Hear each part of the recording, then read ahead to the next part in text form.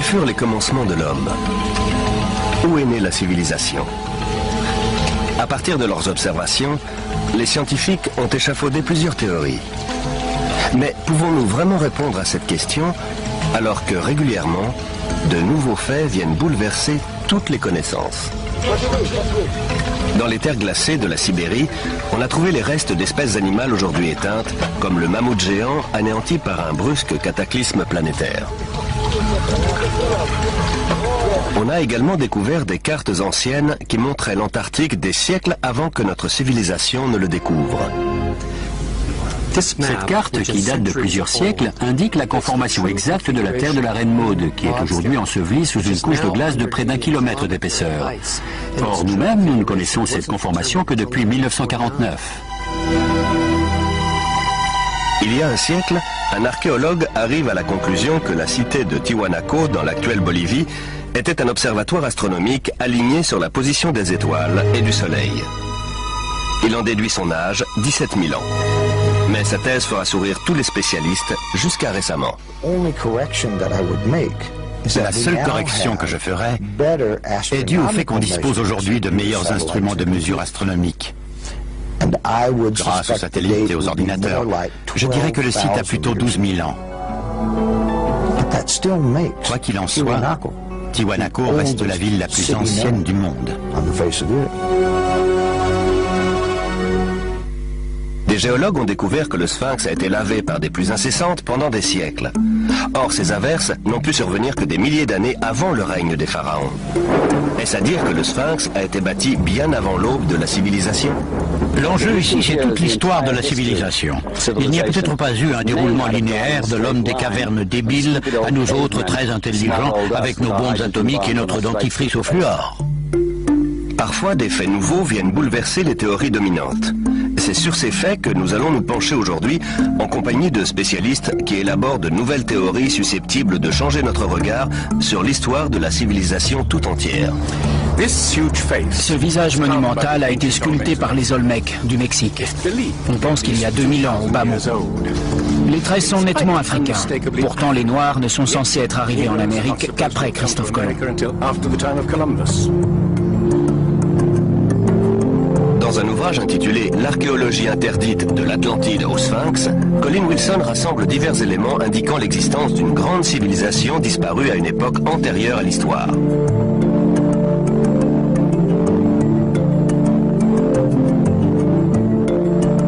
Au IVe siècle avant Jésus-Christ, Platon décrit avec précision une grande nation qui, d'après des prêtres égyptiens, aurait sillonné les océans des siècles plus tôt et aurait péri dans un immense cataclysme, une nation qu'il appelle l'Atlantide.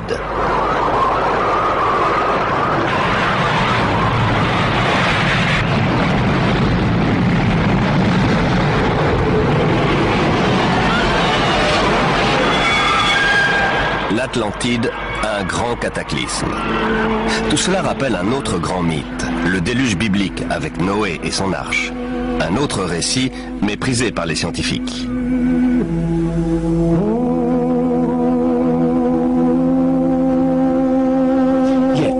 En qualifiant le déluge et l'arche de Noé de fable, les scientifiques ignorent tout simplement le fait qu'il existe des centaines de mythes analogues dans le monde.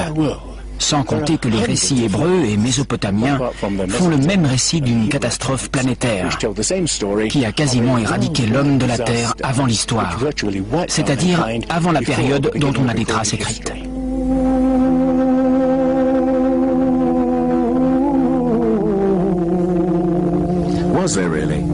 Y a-t-il vraiment eu un déluge? Et si oui, a-t-il détruit une civilisation qui aurait précédé toutes les autres?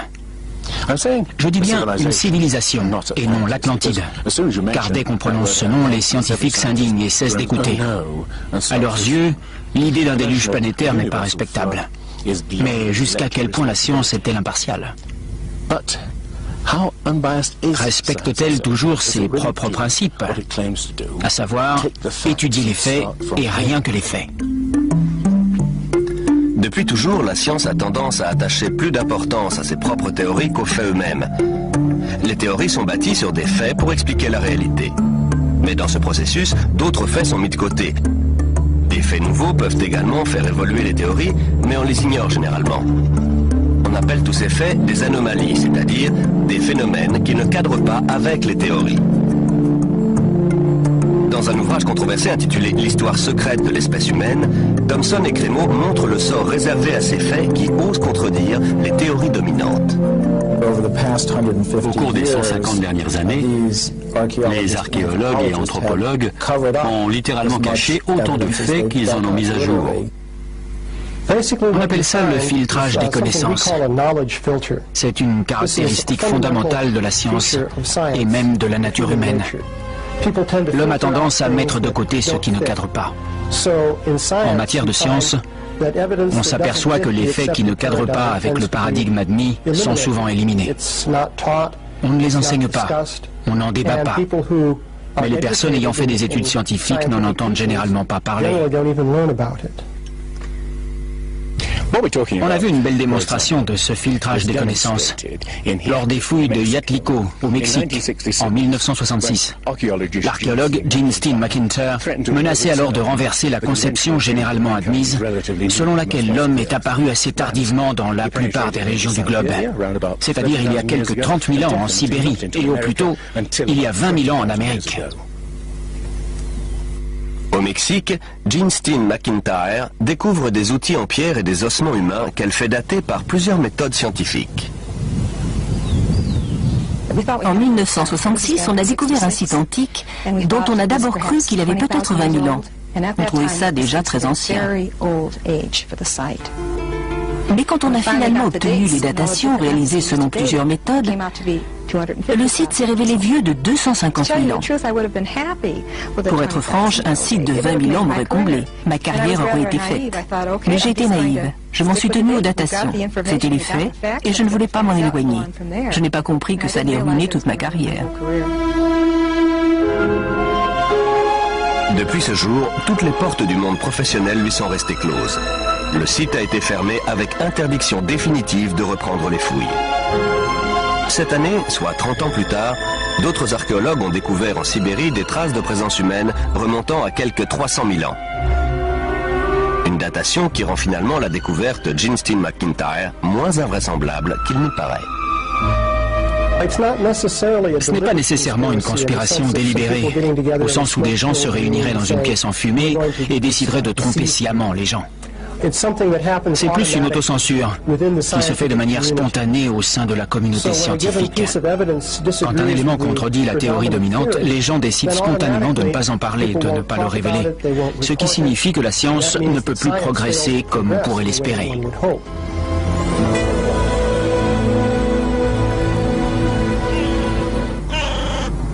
La science néglige-t-elle des indices d'un passé que nous aurions oublié ?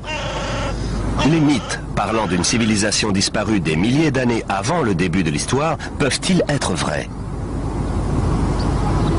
Une nouvelle race de chercheurs étudie précisément les anomalies que la science tente à écarter. Les questions qu'ils posent pourraient bouleverser notre conception de l'histoire de l'homme. La forteresse Inca de Sacsayhuaman, d'un âge indéterminé, a été bâtie par un peuple qui ne possédait ni outils en métal dur, ni ciment, et ne connaissait ni la poulie, ni la roue, ni la grue.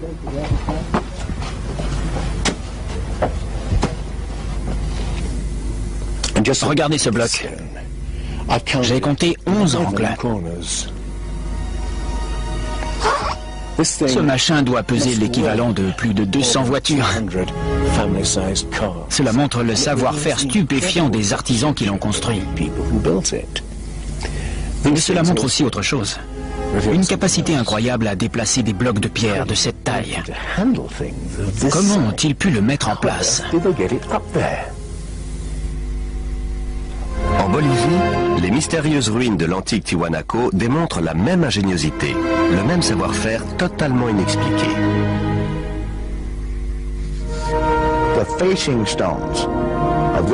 Les blocs de pierre frontaux ont été ajustés impeccablement. On a essayé d'introduire une épingle à la jointure des blocs. Impossible, à aucun endroit. Quelle perfection.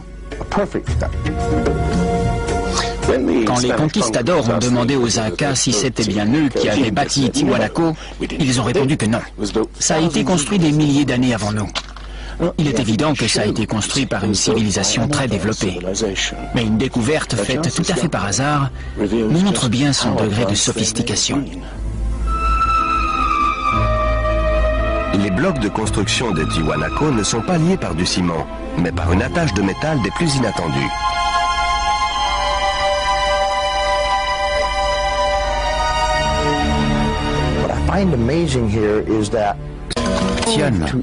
C'est que pour se déplacer entre les différents blocs de pierre qu'ils devaient agrafer, il fallait bien qu'ils aient une sorte de forge portative qui maintienne le métal en fusion.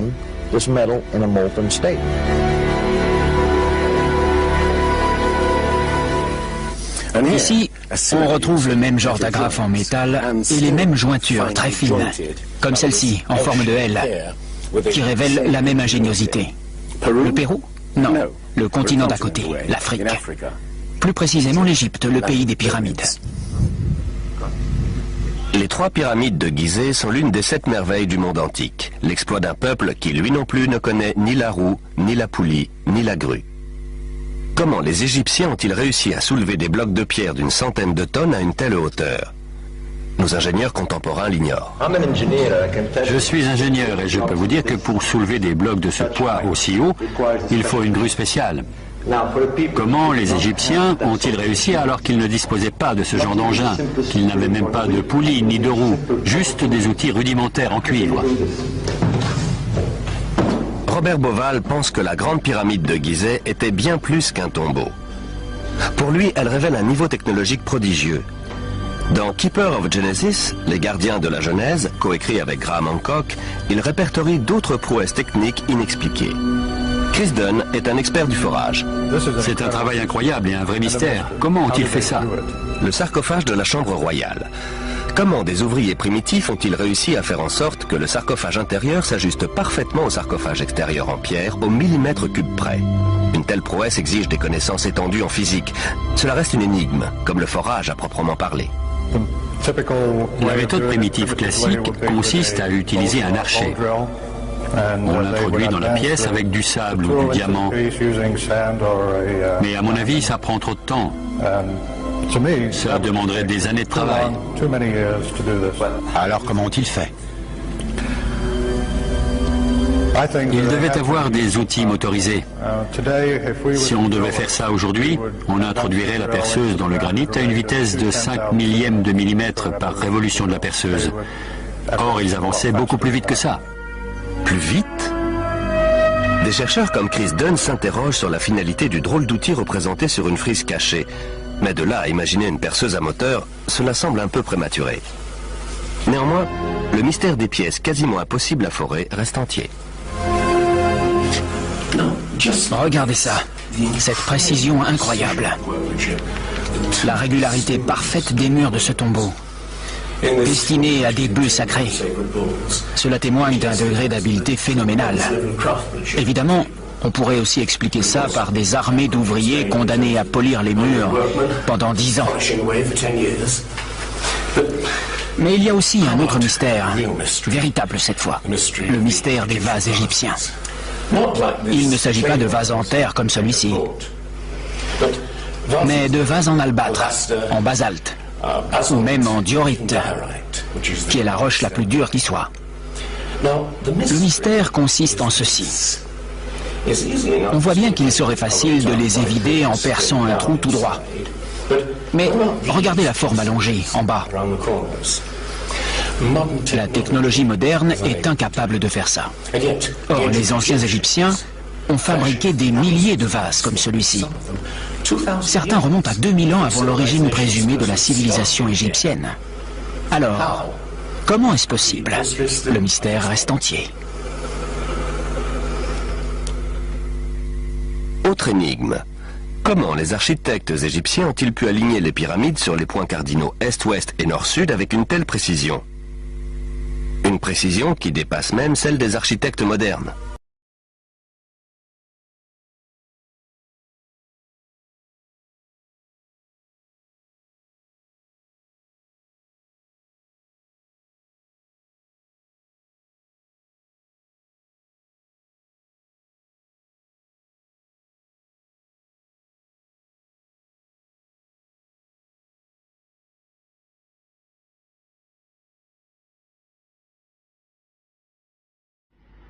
Pour obtenir ce résultat, les architectes ont dû utiliser une pente à 52 degrés. Il n'y a pas d'autre moyen.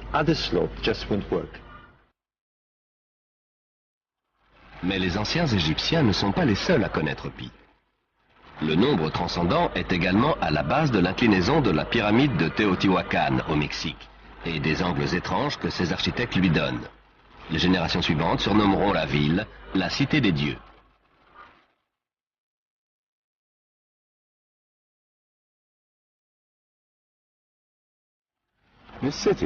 La cité était plus grande que la Rome impériale. On voit ici une série de bassins autrefois remplis d'eau. La surface miroitante de l'eau réfléchissait le ciel et ces ondulations donnaient l'alerte en cas de séisme. De l'autre côté, ces temples sont supposés représenter les corps célestes. Tout le site semble être le fruit d'une fascination pour l'astronomie et l'éternité.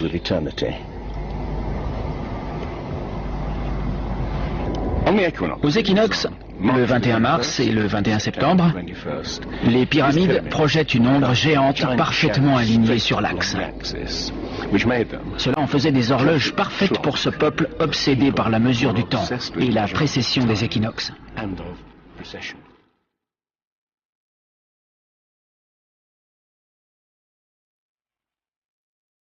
Un peu partout sur la planète, des civilisations antiques font montre d'une connaissance pointue du ciel qui reste totalement inexpliquée. À croire qu'elles ont été renseignées par une même source. Ces civilisations sont fascinées par le soleil, les étoiles, la précession des équinoxes. Autrement dit, la lente rotation continue de la Terre qui donne l'illusion que les constellations voyagent à travers le ciel et les époques. D'après les spécialistes, les anciens Égyptiens n'avaient pas une connaissance approfondie de l'astronomie. Voici pourtant une preuve de leur fascination pour le ciel et de leur connaissance pointue en la matière. Ce sont les constellations du zodiaque, le lion, le taureau, le poisson, et ici, la constellation d'Orion. Bauval pense que l'astronomie est la clé de bien des énigmes posées par les pyramides de Gizeh. Les anciens Égyptiens voyaient dans la constellation d'Orion le dieu Osiris, seigneur des morts, des cieux et de l'au-delà. Bauval a trouvé maintes représentations du dieu bien en évidence un peu partout sur les pyramides de Gizeh. Ça, c'est un vrai mystère. Des petits conduits inclinés vers le haut. Pour les égyptologues, ce sont juste des cheminées d'aération.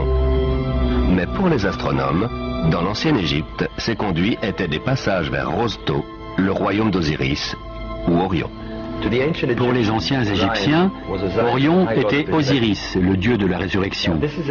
Voici une reconstitution du ciel en 2500 avant Jésus-Christ.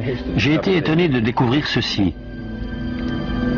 Les conduits menaient à Orion et à l'étoile Sirius, ou Isis, épouse d'Osiris.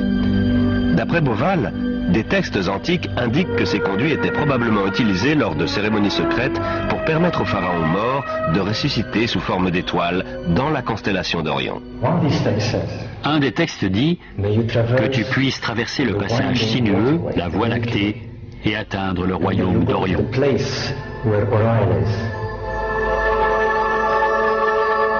D'après Bauval, Osiris a joué un rôle si central dans la conception des pyramides de Gizeh qu'elles ont été alignées sur le modèle exact des 3 étoiles de la ceinture d'Orion. Aussi fantastique que cela paraisse, cette corrélation n'est qu'un début. Car Bauval découvre également que les Égyptiens ont donné des noms d'étoiles à 2 autres pyramides construites à proximité. Il regarde alors une carte plus grande et découvre avec stupéfaction que c'est toute la constellation d'Orion qui est représentée au sol. Retour au Mexique. Teotihuacan présente une autre ressemblance avec les pyramides d'Égypte. Dans les légendes, cette ville est appelée la Cité des Dieux. Sa finalité semble être la transformation d'êtres humains en corps célestes. Autrement dit, la réincarnation sous forme d'étoiles. Exactement comme pour les pyramides de Gizeh, en Égypte. Voilà le secret de Teotihuacan.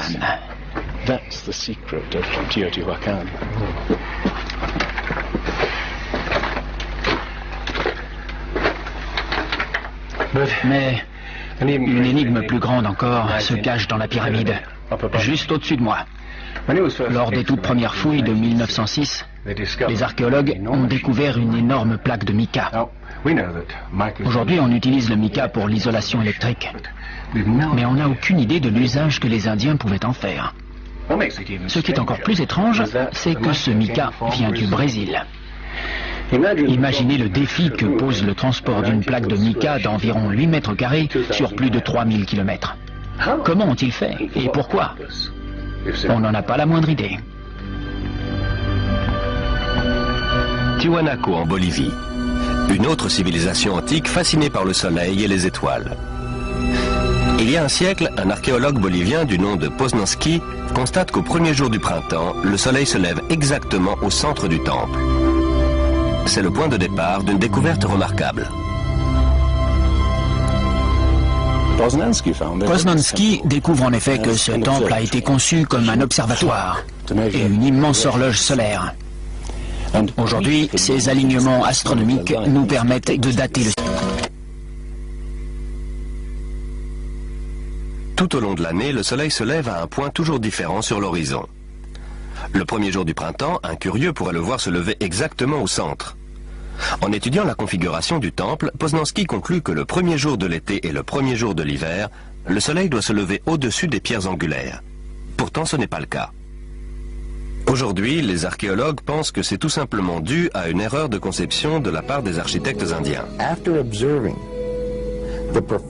Étant donné la perfection architecturale de ce site, construit avec des pierres pesant une centaine de tonnes, l'idée que les marqueurs de solstice puissent être mal alignés me paraît tout simplement inconcevable.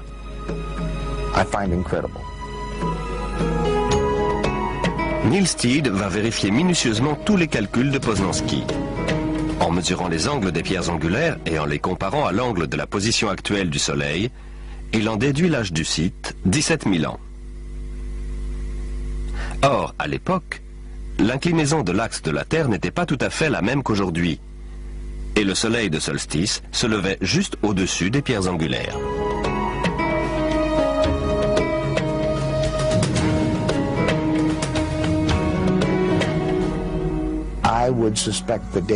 Je dirais que le site a plutôt 12 000 ans. Ça devrait tous nous inciter à remettre en question la date du début présumé de la civilisation.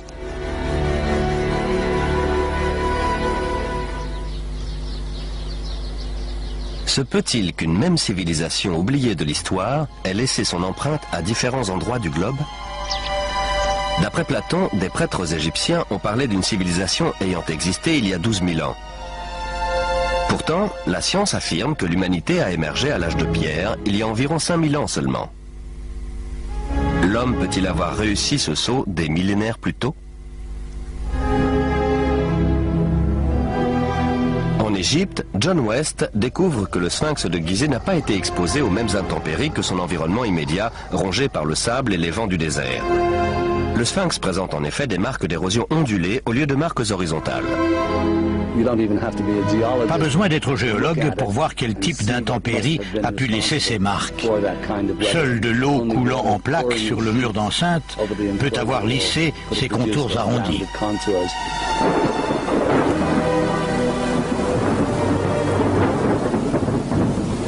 De l'eau, dans le Sahara? Certainement pas à l'époque des pharaons. Pour en trouver, il faut remonter à la fin de la période glaciaire vers 10 500 avant Jésus-Christ, soit des milliers d'années avant la civilisation pharaonique. Mais alors, comment expliquer que le sphinx est une tête de pharaon? La tête est toute petite par rapport au corps. Vu du ciel, le corps apparaît aplati et très allongé, et la tête ressemble presque à une tête d'épingle. Cela montre qu'elle a été retravaillée. En d'autres termes, à un moment donné de sa longue histoire, elle a été refaite. John West pense qu'à l'origine, le sphinx représentait un énorme lion sculpté dans le roc par des inconnus, antérieurement à 10 500 avant Jésus-Christ. Il aurait subi une forte érosion lors des bouleversements climatiques de la fin du glaciaire qui se serait traduit par plusieurs siècles de pluie. Ce n'est que des milliers d'années plus tard que les pharaons referont sculpter la tête à leur propre image. Le sphinx serait donc 2 fois plus âgé qu'on ne le pense? Les égyptologues rejettent cette éventualité, mais les géologues leur opposent des faits indéniables. Et d'après Robert Bauval, des données astronomiques corroborent également l'hypothèse selon laquelle les pyramides de Gizeh remonteraient à des temps incroyablement anciens. En effet, la configuration du site correspond bizarrement à la position d'Orion vers 10 500 ans avant Jésus-Christ. À l'époque, le sphinx était tourné vers la constellation du Lion dont il était lui-même l'image. Et Orion entamait sa lente ascension qui allait marquer l'avènement d'une nouvelle ère. La position d'Orion, en moins 10 500, correspond exactement à la position des 3 petites pyramides érigées derrière les grandes. L'astronomie fournit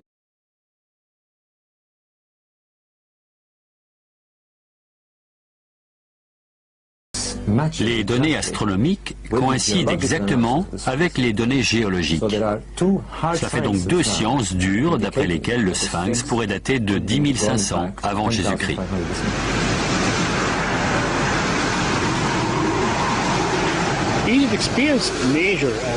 L'Égypte a connu des bouleversements majeurs à la fin de la période glaciaire, en particulier autour de 10 500 avant Jésus-Christ.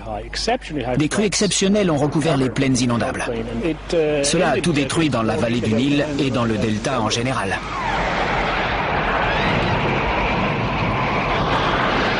des inondations en 10 500 avant Jésus-Christ. Les pyramides de Gizeh pourraient-elles avoir été bâties à une époque aussi reculée? Une époque à laquelle les mythes égyptiens font remonter la naissance d'Osiris et de ses compagnons qui ont émergé du chaos pour apporter les premiers fruits de la civilisation? Mais d'où venaient-ils?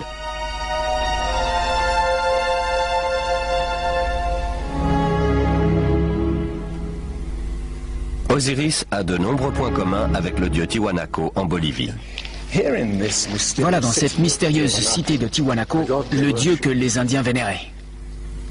Viracocha, grand, barbu et blanc, d'après les descriptions.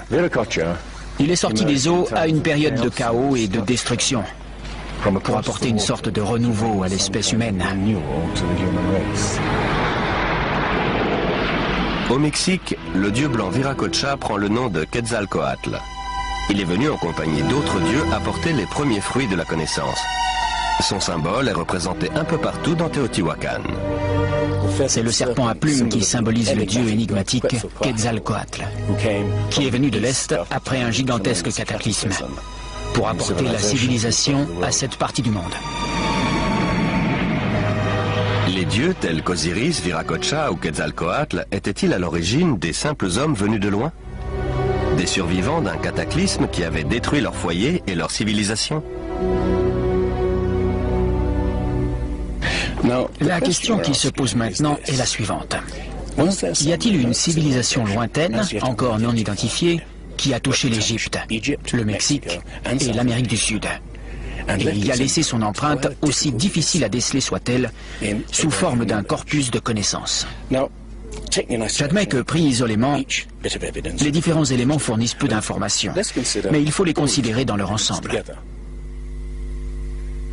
Des deux côtés, on trouve d'immenses pyramides alignées sur les points cardinaux et bâties d'après des connaissances mathématiques complexes. Les deux peuples ont une connaissance prodigieuse de l'astronomie qui s'exprime dans ces grands monuments sacrés qu'ils érigent. Bien qu'ils ignorent la poulie et la roue, ils sont capables d'assembler d'immenses blocs de pierre aux jointures très fines dans un style architectural unique, utilisant des angles droits et des agrafes en métal.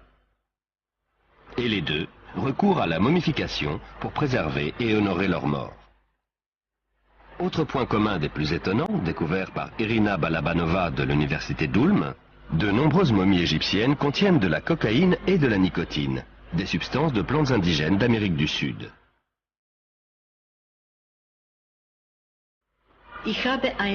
J'ai reçu une série de lettres d'insultes, presque de menaces.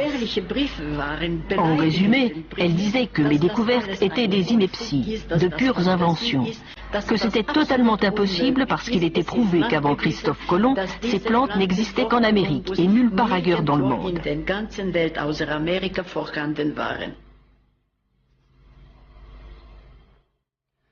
Mais l'expérience est répétée sur des centaines de momies et se révèle incontestable. À une époque reculée, des voyageurs auraient-ils donc traversé l'océan et laissé leur empreinte des deux côtés de l'Atlantique? Une idée.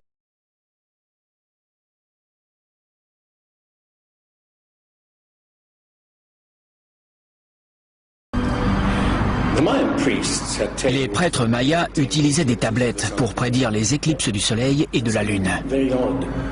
Mais il y a quelque chose de très étrange chez les mayas. C'est qu'ils n'ont jamais découvert le principe rudimentaire de la roue. Ils étaient capables d'appréhender l'éternité comme aucune autre civilisation avant eux. Ils comptaient en millions d'années, mais ils n'ont jamais su peser un sac de graines. Leur civilisation sophistiquée a fini par s'éteindre parce qu'ils n'ont pas développé les méthodes agricoles de base qui auraient permis de nourrir leur peuple. La question que je pose maintenant est la suivante. Est-il possible qu'ils aient juste hérité une certaine part de leur connaissance d'une civilisation plus ancienne et plus savante? Parfois, les preuves s'étalent sous nos yeux. Les Olmecs du Mexique donnèrent à leur dieu un visage africain. Et ça, alors, c'est une autre sculpture des Olmecs. Les Indiens sont génétiquement imberbes. C'est donc bien un visage d'Européen, gravé quelques 2000 ans avant l'arrivée des Espagnols en Amérique.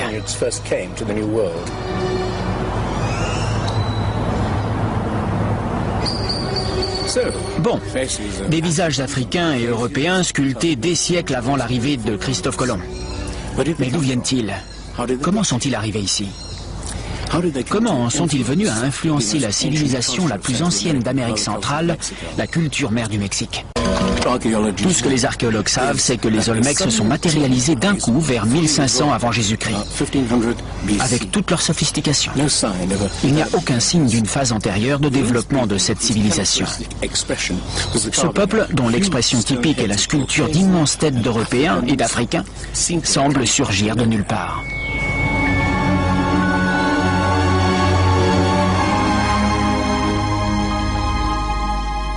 La citadelle de Monte Alban à Oaxaca. Ici, au sud du Mexique, on trouve la dernière œuvre de ce peuple mystérieux. Ces figures gravées dans la pierre semblent représenter des hommes tombés à la guerre. Ils sont nus, abandonnés, souvent castrés. C'est peut-être là que ces hommes ont disparu de l'histoire.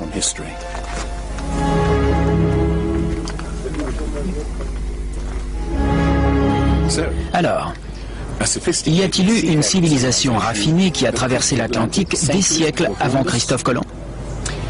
D'autres éléments corroborent cette thèse. Des cartes antiques démontrent une connaissance de la planète qu'on n'a jamais pu expliquer. Tout au long du XXe siècle, une énigme va intriguer les scientifiques. C'est celle de la carte tracée en 1513 par l'amiral turc Piri Reis, qui représente des parties du monde supposées inconnues à son époque. Christophe Colomb n'a exploré que les Caraïbes. Il n'a pas exploré la pointe de l'Amérique du Sud qui débouche sur l'Antarctique, loin s'en faut. Pourtant, ces cartes représentent toute cette partie du globe de manière très précise. Et ce, bien avant que Colomb et les autres explorateurs européens ne s'y rendent.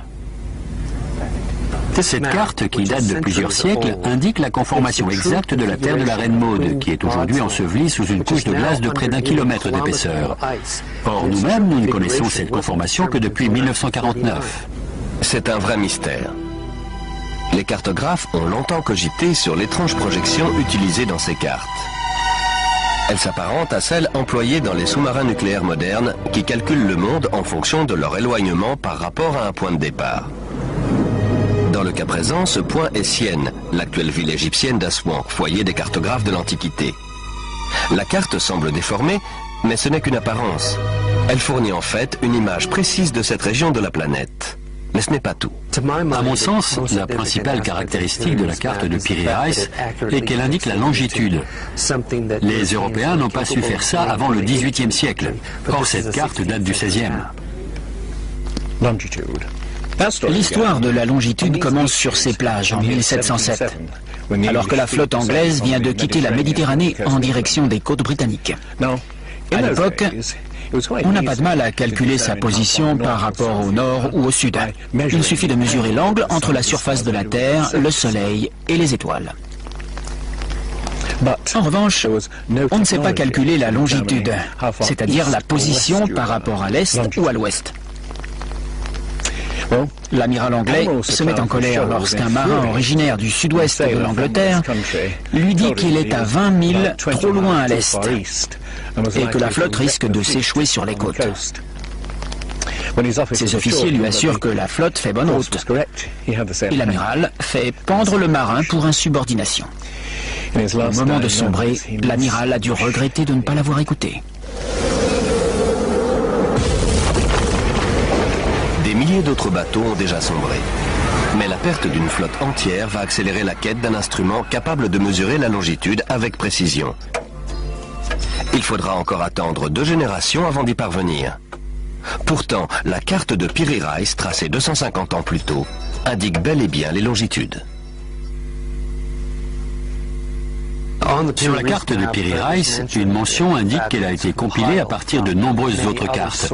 Il s'agit d'une copie de copie de copie. La plupart des spécialistes pensent que ces cartes remontent au moins à l'époque d'Alexandre le Grand. Mais en fait, elles sont beaucoup plus anciennes que ça.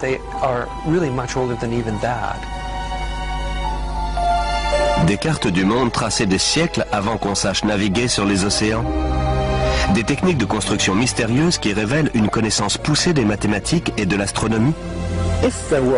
S'il y a bien eu une civilisation raffinée, capable de transmettre ses connaissances aux bâtisseurs du Sphinx et au peuple des Andes et du Mexique,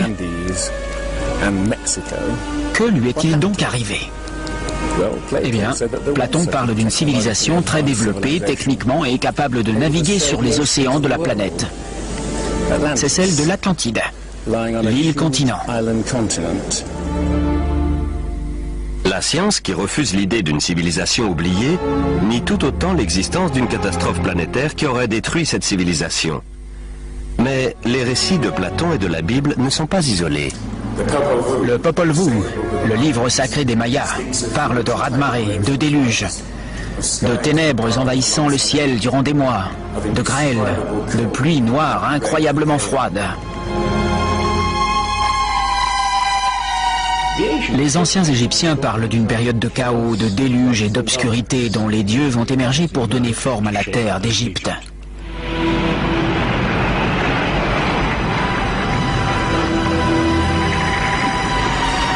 Le disque solaire des Aztèques parle de 4 cycles de destruction. Par l'eau, par le feu, par le vent et par la guerre et le sang.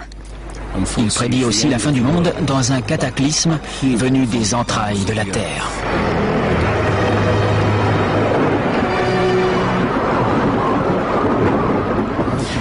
D'autres mythes de l'Amérique précolombienne parlent d'un déluge apocalyptique, accompagné de séismes et d'une pluie de feu due aux éruptions volcaniques. Tous parlent avec un réalisme dérangeant d'un passé qu'on ne peut ni se rappeler avec précision, ni oublier totalement. Les scientifiques sont enclins à penser que le déluge est le fruit de l'imagination des poètes de l'Antiquité. Mais imaginez qu'ils se trompent. Imaginez qu'une série de catastrophes naturelles terribles a effectivement réduit nos ancêtres à une poignée de clans éparpillés sur toute la planète. Ce qu'on cherche, c'est une époque dans laquelle les mythes se glisseraient aussi facilement que le pied de Cendrillon dans la pantoufle de verre. La première piste est fournie par le gisement fossile de La Brea en Californie, sorte de fosse commune qui abrite plus d'1 million d'animaux fossilisés et qui est aujourd'hui transformée en parc d'attractions. Juste en dessous de la surface se trouve le gisement de pétrole de Salt Lake. L'asphalte poisseux suinte par les fissures et les animaux se retrouvent englués à jamais. On a une collection incroyable d'animaux qui ont été piégés ainsi durant les 40 000 dernières années. Le gisement fossile est comme une fenêtre ouverte sur une époque reculée où prospéraient des animaux qu'on ne pensait pas indigènes d'Amérique. Les mammouths, les éléphants, les rhinocéros, les paresseux géants, les tigres à dents de sabre et même les chevaux et les chameaux. Puis, un grand cataclysme les a tous anéantis, apparemment en l'espace de quelques décennies seulement. Cela s'est passé vers 10 500 ans avant Jésus-Christ, il y a quelques 12 000 ans. Les grands animaux, autrement dit tout animal plus grand qu'un coyote, ont disparu pour la majorité en quelques décennies. C'est effectivement ce qu'on peut appeler une grande catastrophe. Voici le relevé de la catastrophe survenue à la fin de la période glaciaire vers 10 500 ans avant Jésus-Christ. Les températures, qui avaient été relativement stables pendant des milliers d'années, augmentent subitement. Le climat se réchauffe de plus de 5 degrés en un clin d'œil. 3 à 5 années seulement. Telle est la prodigieuse découverte des scientifiques qui ont percé la calotte glaciaire du Groenland pour en savoir davantage sur les changements atmosphériques. Certains appellent la calotte glaciaire du Groenland la pierre de Rosette du climat, parce qu'on a vraiment fait une découverte majeure en apprenant que le climat pouvait se modifier aussi subitement. Ce changement s'est fait en quelques années, entre 3 et 20, un peu comme ce que l'on voit aujourd'hui.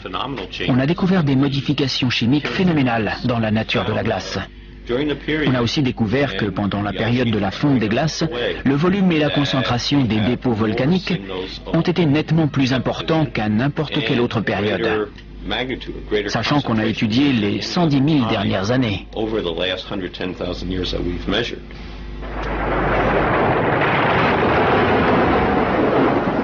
Des éruptions volcaniques sans précédent accompagnées de troubles atmosphériques et d'un déluge? Mais à quoi était-ce dû? Lorsque des couches de glace de plus d'1,5 km d'épaisseur ont fondu en quelques décennies, le niveau des océans a augmenté de 1400 mètres. Des mers ont soudain surgi là où des terres s'étendaient auparavant. On pouvait se rendre à pied de la Grande-Bretagne à la Scandinavie, avant qu'une révolution climatique ne forme la mer du Nord.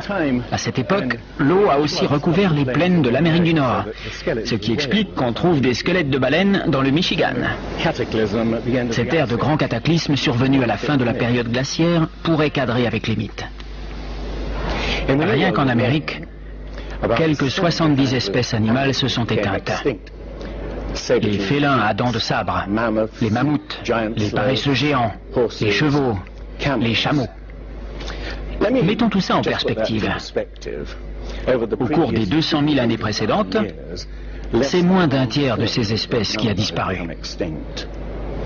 Or, ce même schéma d'extinction s'est produit en Europe et en Asie. Dans le sol perpétuellement gelé de Sibérie et d'Alaska, millions d'ossements mêlés ayant appartenu à des animaux qui ont péri dans un cataclysme. Le grand mammouth n'a pas succombé aux chasseurs de la préhistoire. Il a été fauché par une catastrophe naturelle. Au début du XXe siècle, des trappeurs sibériens découvrent le squelette gelé d'un animal gigantesque. On le déterre, puis on l'analyse. Son estomac contient les restes de plantes poussant sous un climat tempéré. L'animal a été congelé à une vitesse qui dépasse les capacités des congélateurs les plus modernes. Ce dont on est sûr, c'est qu'il y a 12 000 ou 13 000 ans, un grand froid s'est abattu sur la Sibérie, qui ne s'est plus jamais réchauffé depuis. L'énigme des mammouths congelés en quelques heures a suscité quantité d'anecdotes, certaines véridiques, d'autres non, comme celle des steaks de mammouth servis à Fairbanks, en Alaska. L'une des anecdotes probablement authentiques est rapportée par le baron Wrangel, un naturaliste russe du 19e siècle. Sur l'île qu'il découvre dans l'archipel des îles aux ours, au nord de la Sibérie, et à laquelle il va donner son nom, le sable était littéralement retenu par des digues de défense de mammouths et d'ossements d'autres animaux disparus lors d'une mystérieuse catastrophe primitive. Ces extinctions de masse, cette terrible activité volcanique, la rapidité de la fonte des glaces, tout cela semble indiquer qu'une immense révolution climatique a eu lieu il y a environ 12 000 ans. Mais la cause de cette révolution reste énigmatique. Qu'est-ce qui a donc causé la fin de la période glaciaire? Qu'est-ce qui a pu provoquer un cataclysme mondial? L'une des meilleures hypothèses avancées est celle de l'Américain Charles Hapgood. Il parle d'un déplacement de l'écorce terrestre. Selon lui, l'écorce de toute la planète aurait glissé subitement. L'écorce terrestre ne représente que 0,3% de la masse totale de la planète. Mais elle peut glisser, comme l'écorce d'une orange si elle n'était pas solidaire de la chair. L'écorce terrestre, plus fine qu'une coquille d'œuf, repose sur un magma liquide en fusion. En la matière, la théorie dominante est celle de la tectonique des plaques, c'est-à-dire la lente dérive des continents sur des centaines de millions d'années. Les scientifiques ont commencé par rejeter cette théorie pendant plus de 50 ans. Aujourd'hui, ils refusent de croire que l'écorce terrestre puisse glisser subitement d'un seul bloc. L'hypothèse du déplacement de l'écorce terrestre a toutefois fasciné un grand chercheur. S'il avait vécu plus longtemps, on aurait donné plus de crédit à cette thèse. Le nom de ce scientifique, Albert Einstein. Il a dit en résumé, quand je suis tombé sur les travaux de Hapgood, j'ai été comme électrifié. C'est une idée simple, mais qui pourrait expliquer toute une série de problèmes. Pour Hapgood, la question à poser était quel mécanisme a pu mettre toute l'écorce terrestre en branle? Et c'est Einstein qui a suggéré une réponse. À l'époque, l'énorme masse de glace qui se forme au pôle peut atteindre plus de 3 km d'épaisseur. Elle s'étend jusqu'au milieu du continent américain. Si ces milliards de tonnes de glace se forment de manière déséquilibrée, ils peuvent faire vibrer toute la planète, comme une roue quand on place un énorme poids sur son bord. Et cette vibration serait suffisante pour provoquer un glissement de l'écorce terrestre.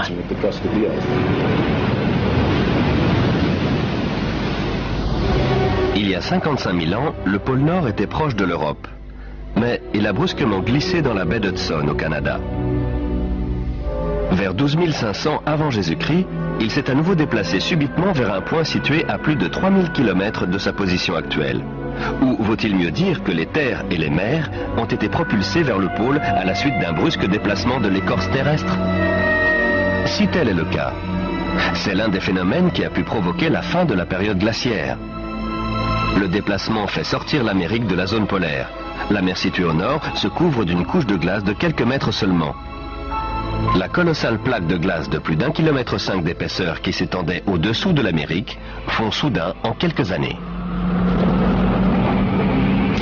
Ce qui est intéressant dans la thèse Hapgood-Einstein, c'est qu'elle explique de nombreux mythes, outre celui du déluge. Des mythes qui parlent de séismes terribles, de catastrophes volcaniques, d'une pluie noire descendant du ciel, de pays entiers soudain couverts de gel. On voit bien que c'est exactement ce qui pourrait arriver si l'écorce terrestre glissait brusquement. D'un coup, des régions froides deviendraient chaudes. Et des espèces comme le mammouth de Sibérie, qui a congelé en un rien de temps, seraient exterminées. Si un déplacement de l'écorce terrestre a réellement provoqué un déluge qui a anéanti toute une civilisation, où vivait cette civilisation? Les spécialistes avancent diverses hypothèses. L'île grecque de Santorin, détruite par une éruption colossale. La cité antique de Troie. L'île allemande de Helgoland, emportée presque tout entière par la mer du Nord. On a aussi cherché des continents engloutis sous l'océan Atlantique, mais sans jamais rien trouver. C'est bien cela qui a disqualifié l'Atlantide de Platon aux yeux des scientifiques.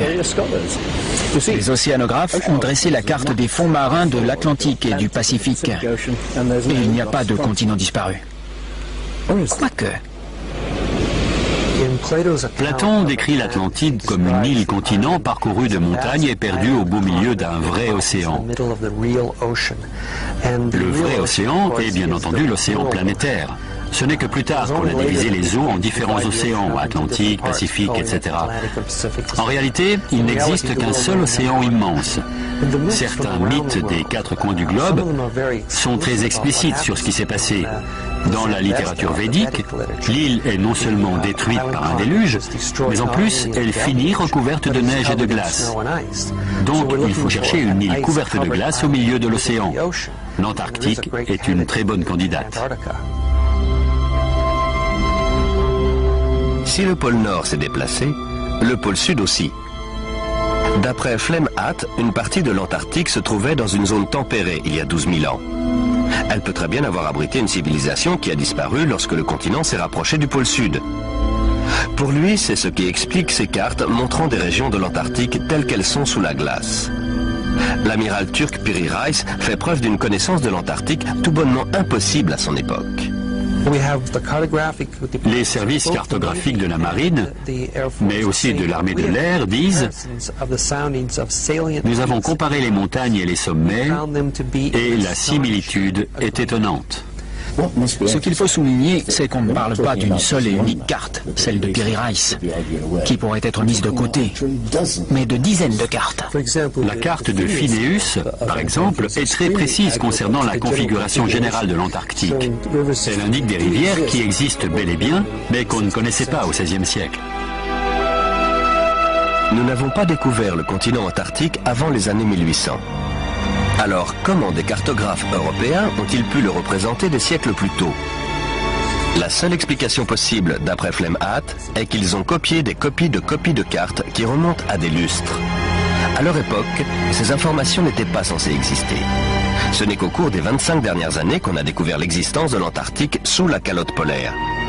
C'est un continent bordé de quelques îles, avec une mer de glace entre les deux. Or, tout cela, cette carte le montrait déjà. Ces îles correspondent à cette région. Les chutes de neige sont très importantes ici et quasiment inexistantes là. Ces îles devaient n'en former qu'une avant de se rattacher au continent. Et donc, il a dû y avoir un passage ici pendant plusieurs milliers d'années. Et ici aussi, probablement. Ensuite, ces îles n'en ont plus formé qu'une. Ce qui est décrit ici est ce qui s'est produit, d'après moi, vers 8000 avant Jésus-Christ, 6000 au plus tard. On n'a aucun moyen de savoir comment ça s'est produit, si ce n'est en postulant l'existence d'une civilisation qui avait des connaissances de la navigation et de la topographie que nous n'avons fait que réinventer à notre époque. Alors, les débuts de la civilisation humaine sont-ils plus anciens qu'on ne le croyait? Vous pensez peut-être que de nombreux arguments avancés ici ne sont que de pures conjectures, qui prises isolément sont faciles à réfuter. Mon hypothèse est qu'en assemblant tous ces éléments comme autant de pièces d'un grand puzzle, un schéma apparaît, une silhouette émergeant du brouillard. C'est celle d'une civilisation qui a disparu et fut oubliée bien avant que ne débute l'histoire connue des hommes.